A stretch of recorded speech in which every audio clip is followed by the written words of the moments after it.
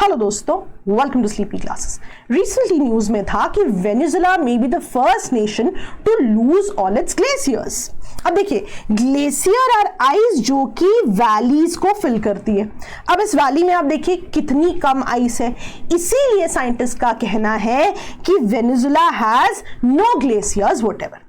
अब मैं आपको बता भी दूं कि जहां ग्लेशियर्स आइस लूज कर रहे हैं, अभी हम कराकोरम एनोमली पढ़ेंगे कि जहां पे कुछ और ही हो रहा है। बिल्कुल डिटेल में पढ़ाऊंगी सो दैट आपके मार्क्स लूज ना हो पेपर में।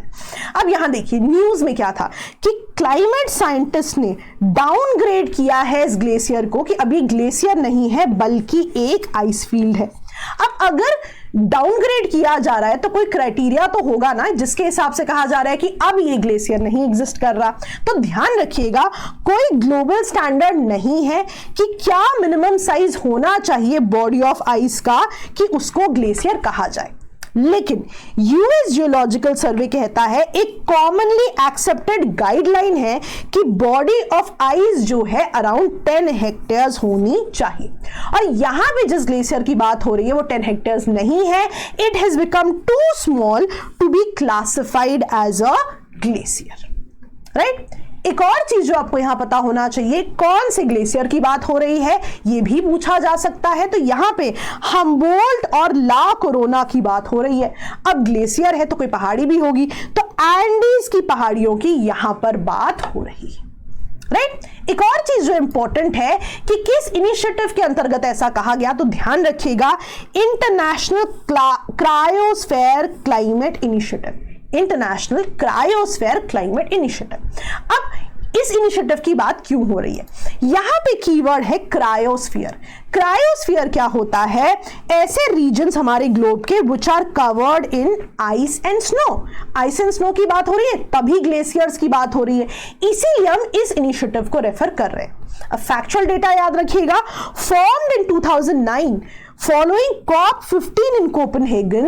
ये एक नेटवर्क है सीनियर पॉलिसी एक्सपर्ट्स का और रिसर्चर्स का जो सरकार और ऑर्गेनाइजेशंस के साथ काम करते हैं, ध्यान दीजिएगा, to create, to shape and then implement such initiatives जो कि अर्थ के क्रायोस्फीयर यानी कि वो रीजन जहां पे स्नो एंड आइस है उनको प्रिजर्व किया जा सके। अब अभी हमने क्या पढ़ा कि वेनेजुएला ने अपने ग्लेशियर्स को लूज किया है ना, यानी ग्लेशियर मेल्ट हो रहे हैं। लेकिन आपको यह भी पता होना चाहिए कि कराकोरम में अनोमली देखी जा रही है, जहां most of the mountain glaciers है ना, दे आर लूजिंग आइस।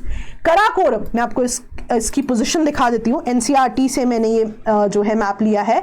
अब कराकोरम में देखा जा रहा है कि it has experienced modest gains, यहां पे स्नो एक्यूमुलेट होती जा रही है। अब ये अनयूजुअल बिहेवियर है, जहां दुनिया में ग्लेशियर मेल्ट हो रहे हैं यहां पे स्नो एक्यूमुलेट होती जा रही है। तो इस अनयूजुअल बिहेवियर की वजह से कराकोरम के साथ इस शब्द को कराकोरम एनोमली कहा जा रहा है। 2022 में भी ये न्यूज में था, अभी भी रिसेंटली न्यूज में रहा है।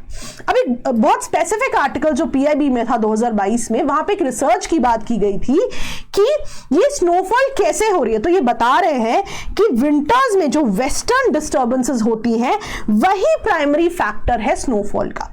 आपने पढ़ा भी होगा पेपर के लिए इस बार कि जब भी वेस्टर्न डिस्टर्बेंसेस आती हैं, मॉइस्चर लेके आती हैं, और यही मॉइस्चर प्रेसिपिटेशन कर रहा है in the form of snow Karakoram range में, और जिसकी वजह से क्या हो रहा है कि यहां पे स्नोफॉल गेन होता जा रहा है, मॉडेस्ट गेन होता जा रहा है। और यह भी लिखा हुआ था इस आर्टिकल में कि जो precipitation intensity of western disturbances है जो इंपैक्ट कर रही है कराकोरम को, लास्ट 2 डेकेड्स में वो अराउंड 10% इंक्रीज होती जा रही है, जिसकी वजह से बहुत ही ज्यादा यहां पे ये एनोमली बढ़ती जा रही है। जहां दुनिया में ग्लेशियर्स मेल्ट कर रहे हैं यहां पे मॉडेस्ट गेन्स होते जा रहे हैं। तो दोस्तों यही चीजें इंपॉर्टेंट है पेपर के लिए कि अगर कोई स्पेसिफिक टॉपिक आ गया है उससे रिलेटेड अगर कोई चीज है वो भी आपको पता होनी चाहिए, राइट। तो ऐसे ही डिटेल में पढ़ते रहेंगे। रैपिड रिवीजन की बात मैं हमेशा करती हूं, बहुत ही डिटेल्ड कोर्स है। हाँ, ये चीज जरूर कहूंगी कि कभी भी आपको फीस की कोई भी दिक्कत आए तो आप पेमेंट करते समय कूपन कोड में मेरा नाम यूज कर सकते हैं और आपको जो है जरूर कुछ ना कुछ फी कम कर दी जाएगी, राइट। स्पेलिंग ध्यान से देखिएगा, जरूर आपकी फी कम होगी। तो that's it for the day. ऐसे ही पढ़ाई करते रहेंगे। All the best, bye bye.